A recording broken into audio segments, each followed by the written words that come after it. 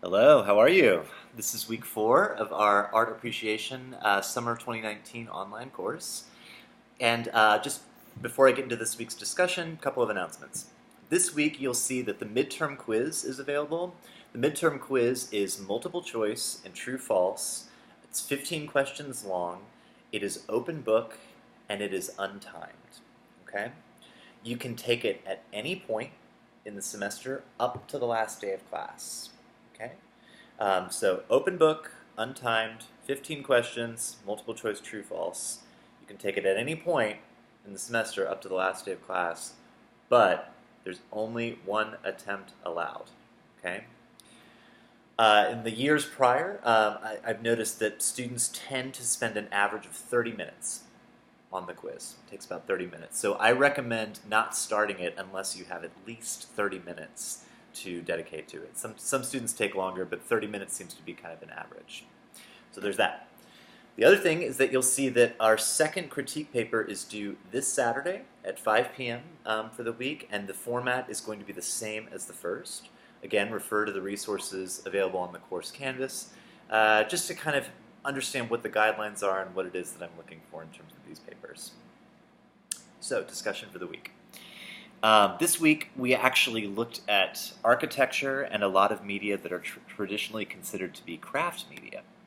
The textbook, and the textbook sort of goes into this a little bit.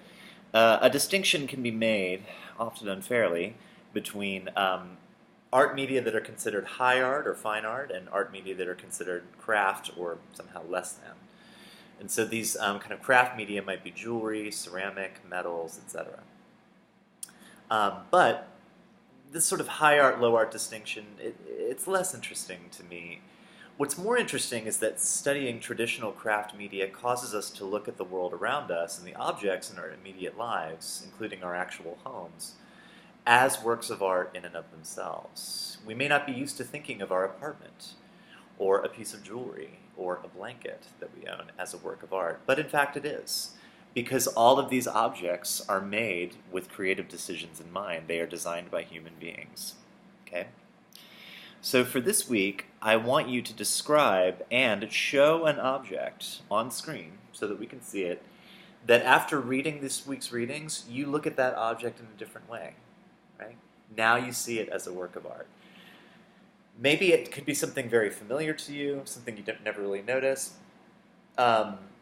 Maybe in kind of familiarizing yourself with the design of the object, you say, oh, how interesting. This is designed in a way that I can actually sort of understand what the designer was getting at when they kind of designed this. What is really great for this assignment are kitchen gadgets, kitchen objects. Like the way I think kitchen gadgets are designed is actually really fascinating. If I had a second career, I'd be a kitchen gadget designer.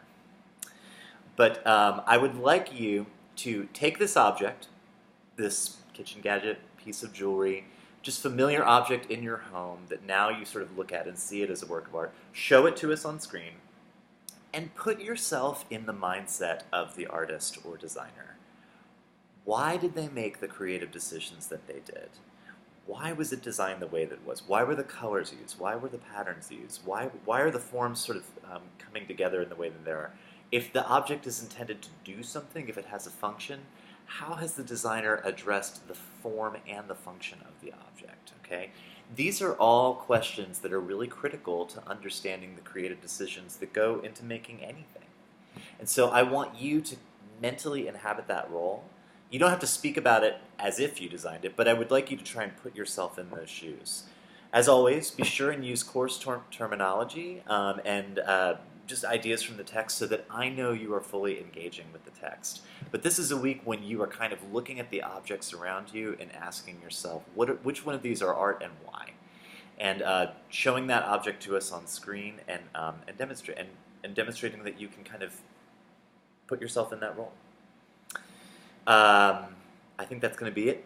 The big announcements are the midterm quiz and the paper, and then of course the discussion follows the same schedule as always. Thank you so much. I will see you next week, and happy videoing.